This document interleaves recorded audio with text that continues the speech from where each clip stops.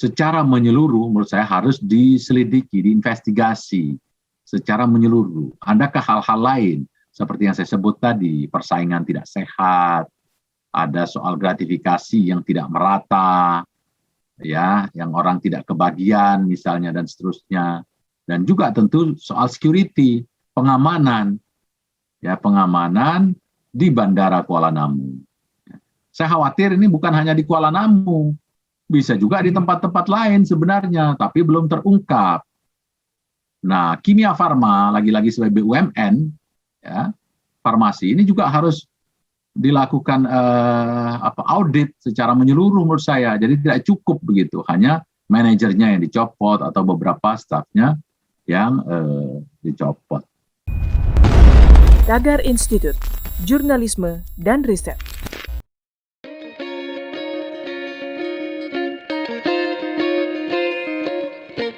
Ya, halo Tagarians, berjumpa lagi dengan saya Afi di Tagar TV. Kali ini kita akan membahas tentang kasus antigen bekas di Kuala Namu, Medan, bersama dengan Bapak Lutfi Yazid, pakar hukum. Saya akan menyapa Bapak Lutfi. Halo Bapak Lutfi, apa kabar? Baik, Mbak Afi. Mbak Afi gimana kabar? Ya, saya juga baik, sehat. Pak Lutfi sehat ya? Sehat Mbak, makasih nih diajak ngobrol-ngobrol santai ya. Iya, santai saja. Ya. Kita berbincang ini saya mulai langsung ya Pak ya. Ya Mbak Afi. Iya, jadi kasus antigen bekas di Kuala Namu ini kan ada yang menyebutnya penipuan terstruktur ya, karena melibatkan branch manager, kemudian 5 orang jadi tersangka, dan itu semua adalah pegawai Kimia Farma. Mereka melakukan sesuatu yang membahayakan nyawa 9.000 orang yang menggunakan antigen bekas itu Pak di Kuala Namu. Jadi salah satu pelaku itu mengatakan antigen bekas yang berupa bentuknya cotton bud itu dibawa ke Kimia Farma lagi, kemudian dibersihkan dengan alkohol. Setelah itu dibawa ke bandara lagi untuk mengetes orang-orang 9.000 orang. Nah, mereka sudah dikenai pasal kesehatan, perlindungan konsumen, penjara maksimal 15 tahun. Nah, Bapak Lutfi, bagaimana Bapak melihat kasus ini, Pak? Ya, makasih Mbak Afi. Saya prihatin ya, karena saya sering terbang berpuluh-puluh kali saya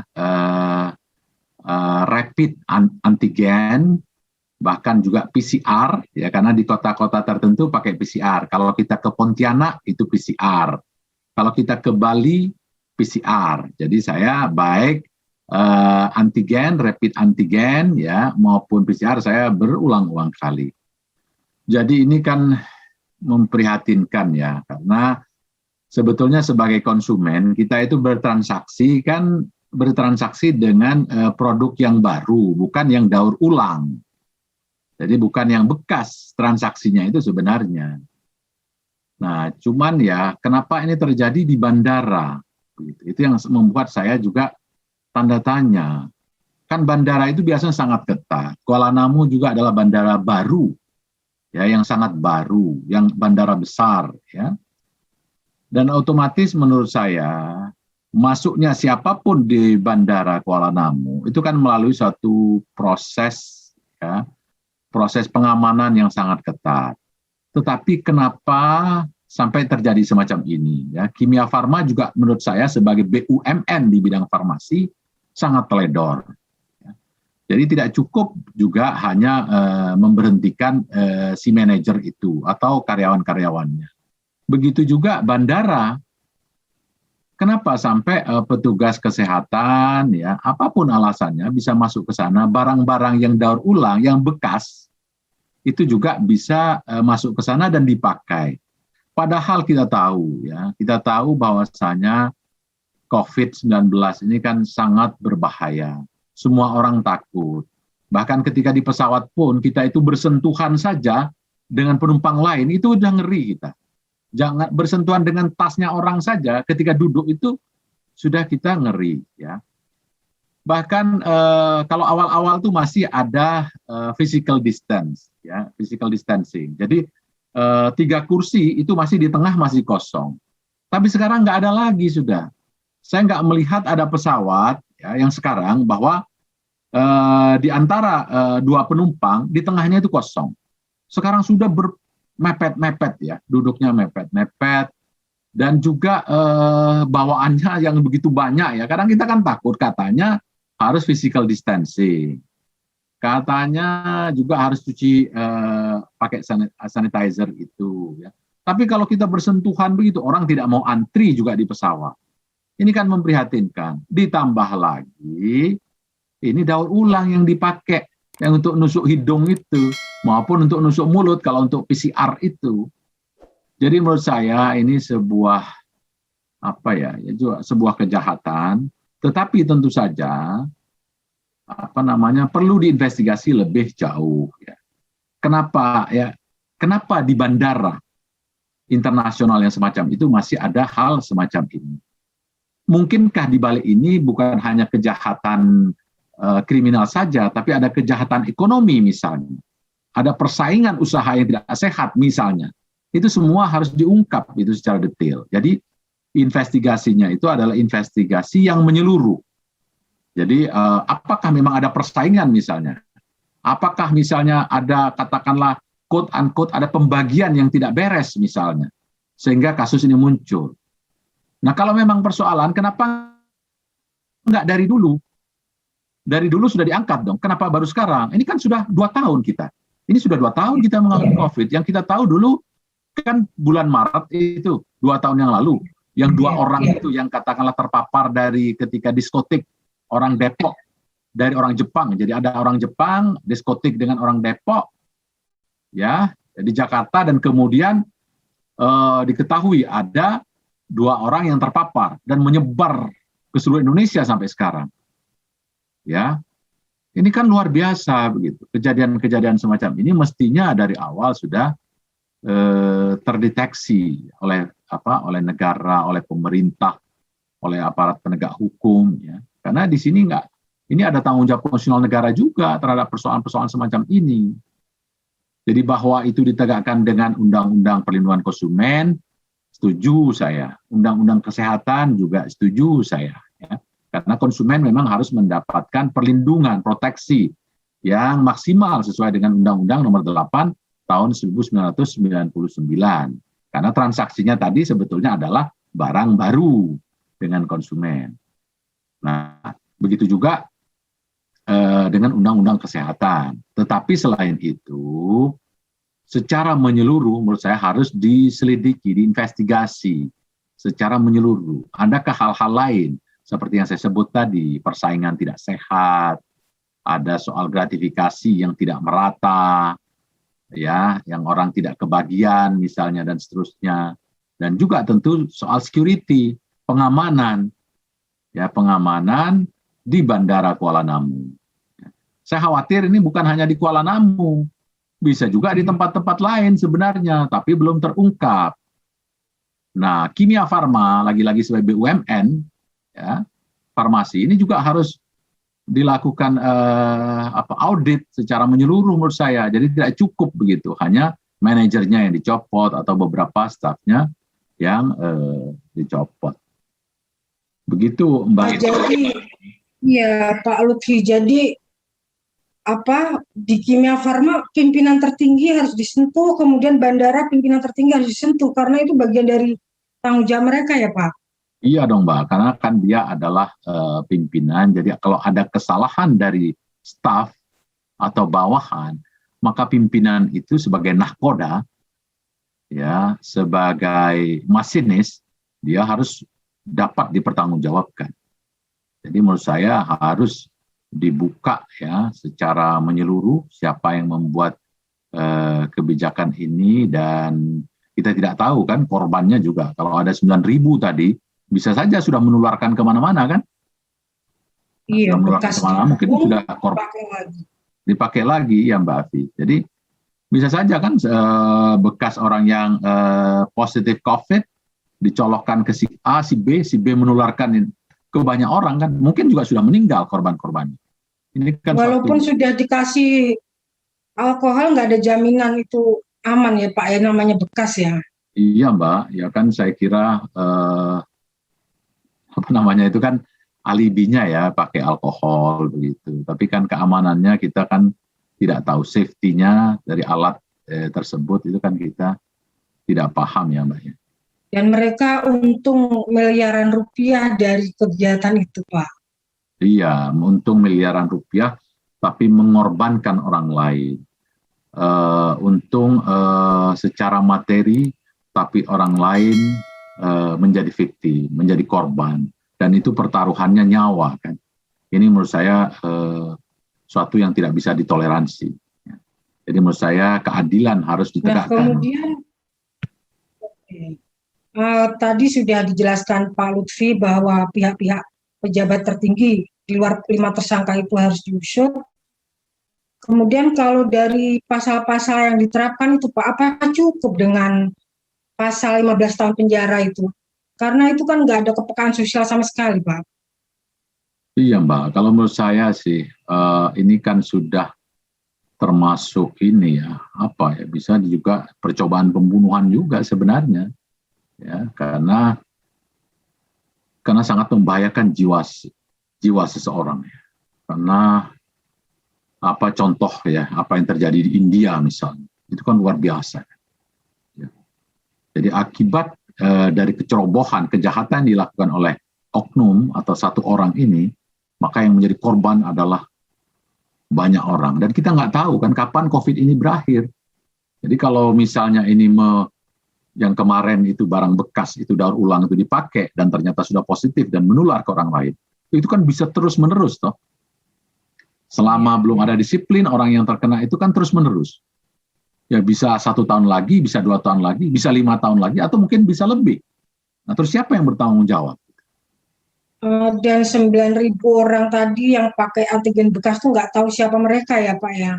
Kita tidak tahu Mbak, ya, karena begitu keluar dari begitu keluar dari bandara, hanya dicek EHAC, ya kan setelah itu keluar sudah. Atau kalau yang tidak punya EHAC checking pakai handphone, maka dicek secara manual kan. Kemudian dia menyebar kemana-mana kan orang itu. Terus jadi kan sangat membahayakan. Iya. Kemudian dari sisi konsumen memang harus kritis ya Pak. Kalau antigen asli kan hasilnya kelihatan dari alat itu ya. Sedangkan kalau antigen bekas itu si petugas memberitahu hasil negatif itu non reaktif diketik Pak. Tapi konsumen rasanya jarang yang sedetail itu ya Pak kalau belum tahu. Jarang Mbak. Saya pun kan berkali-kali pengalaman lah ya. Jadi kan hanya ya memang ada yang ditunjukkan. Ada ditunjukkan ini ya Pak, kan begitu kan alatnya seperti itu toh. Ditunjukkan nih Pak ya. Ya, kemudian disobek gitu. Tapi kan zaman sekarang kan plastiknya bisa dijilid kembali, adalah caranya seperti itu.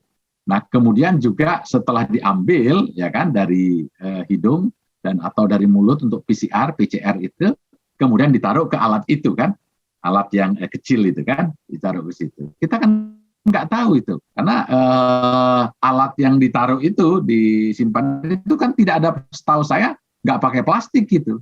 Tiba-tiba ada aja alat itu. Tapi kalau alat yang untuk nyongkel itu memang ada yang pakai plastiknya. Tetapi petugas itu kan kadang-kadang sudah pegang begini. Dan petugas itu ya ketika dicolok hidung itu sakit. Dan kejadian ini ya, skandal ini berlangsung lama, nggak ketahuan. Berarti nggak ada fungsi pengawasan di bandara, di Kimia Farma, semua lolos gitu aja Pak? Iya, tidak maksimal. Menurut saya harus itu diinvestigasi itu. Yang bertanggung jawab dan harus berlaku secara nasional juga. Ya. Jadi menurut saya harus ada tolok ukur yang pasti. Setelah ada peristiwa di Kuala Namu ini semua bandara harus diperiksa. Saya kasih contoh Mbak. Iya dong, harus ada standar menurut saya. Jadi katakanlah saya kasih contoh ya, kalau sidang di Mahkamah Konstitusi beberapa waktu yang lalu, semua keterangan dari rumah sakit apapun itu tidak berlaku. Jadi misalnya saya mau sidang, katakanlah saya dari rumah sakit yang top lah ya, ditulis di situ bahwa saya itu negatif. Begitu sampai mau sidang di Mahkamah Konstitusi untuk sengketa pilkada kemarin, semua itu ditolak. Harus diperiksa sendiri oleh dokter atau petugas kesehatan yang disediakan oleh Mahkamah Konstitusi. Jadi kenapa? Karena kenyataannya, ya, kenapa seperti itu? Karena kenyataannya surat keterangan itu, rapid test yang dianggap katakanlah misalnya negatif, setelah diperiksa lagi di Mahkamah Konstitusi, ya, itu positif. Jadi sampai sempat kecolongan semacam itu. Nah, maka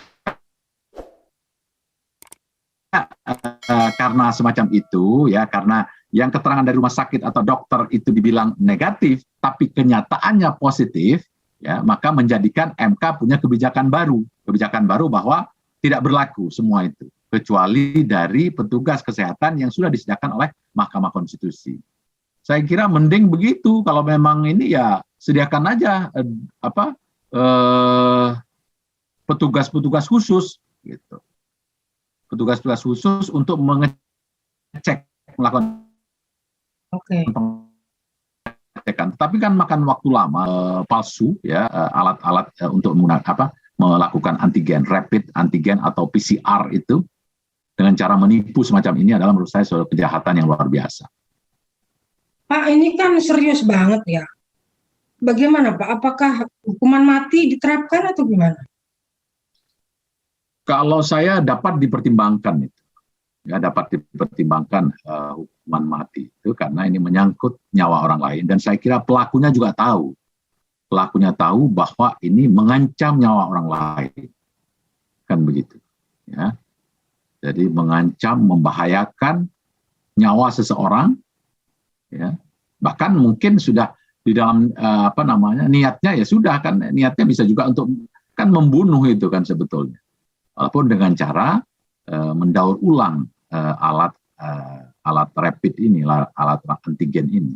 Jadi menurut saya dapat juga dipertimbangkan itu hukuman mati bagi pelaku kejahatan semacam ini. Yang penting juga pemerintah menurut saya juga harus melakukan investigasi secara total, melakukan audit juga secara menyeluruh begitu, karena ini juga adalah tanggung jawab konstitusional dari negara. Negara punya tanggung jawab terhadap kesehatan warga negaranya, terhadap keselamatan warga negaranya. Itu Mbak Afi. Baik, pertanyaan terakhir Pak Lutfi, ya, saran buat siapa pihak-pihak berwenang di sini supaya kejadian sama nggak terulang? Apa yang harus mereka lakukan? Ya tentu saja mentaati ya peraturan perundangan yang ada, ya kan? Pengelola bandara tentu saja pengambil kebijakan yang terkait dengan bandara, kemudian Kimia Farma sebagai BUMN tadi, ya, itu juga harus bertanggung jawab, ya, dan ya semua pihak yang terlibat di dalam bandara itu kan, untuk masuk bandara itu kan ada kerjasama atau pasti dengan banyak pihak atau di sana. Nggak boleh orang tiba-tiba masuk bandara kan nggak bisa. Tidak boleh semua ada restoran, ada apa segala macam itu begitu masuk begitu saja. Itu kan semuanya ada perjanjian, ada kontrak dengan pengelola otoritas bandara. Saya kira mereka harus bertanggung jawab, ya.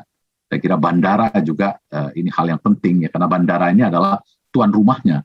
Jadi tuan rumah menurut saya harus bertanggung jawab secara penuh terhadap kasus-kasus semacam ini. Satu lagi Pak, kalau terjadi kesalahan seperti ini apakah berlebihan kalau misalnya ada pihak yang menyalahkan Erick Thohir sebagai Menteri BUMN, Pak? Ya, kalau orang menyalahkan orang ini menurut saya sih hal yang biasa saja ya. Dan saya menyarankan untuk Pak Erick Thohir untuk bertindak tegas ya. Siapa yang terlibat dalam skandal ini, Pak Erick harus ambil tindakan yang tegas begitu. Ada indikasi yang kuat harus sudah langsung ditindak secara tegas. Jadi jangan menunggu ini keputusan pengadilan dan seterusnya. Jadi begitu ada bukti-bukti yang konkret begitu, yang membahayakan karena ini membahayakan jiwa manusia, saya kira Pak Erick harus mengambil langkah itu secara tegas ya. Ya, kalau Pak Erick tidak sanggup melakukan itu ya berarti Pak Erick tidak mampu dong, tidak sanggup dong, tidak mampu. Berarti secara teknis Pak Erick sudah melakukan hal benar ya. Jadi pihak-pihak yang terlibat sudah dipecat, kemudian bahkan direksi dan komisaris juga sudah diganti oleh Pak Erick di Kimia Farma. Iya, iya Mbak. Saya kira tindakan semacam itu saya kira memang harus dilakukan. Dan itu adalah kapasitas dari Pak Erik untuk mengambil tindakan seperti itu. Ya, dan sekarang bergulir di penegak hukum ya, kepolisian, dan mudah-mudahan mereka melakukan investigasi yang Pak Lutfi sarankan tadi, ya Pak ya. Iya Mbak Afi, siap Mbak Afi. Baik, terima kasih Pak Lutfi Yazid untuk diskusinya tentang terima kasih. Demikian Tagarian diskusi kami bersama Bapak Lutfi Yazid, pakar hukum mengenai skandal antigen bekas di Bandara Kuala Namu yang melibatkan pegawai Kimia Farma. Terima kasih sudah bersama kami, sampai jumpa dalam kesempatan yang lain.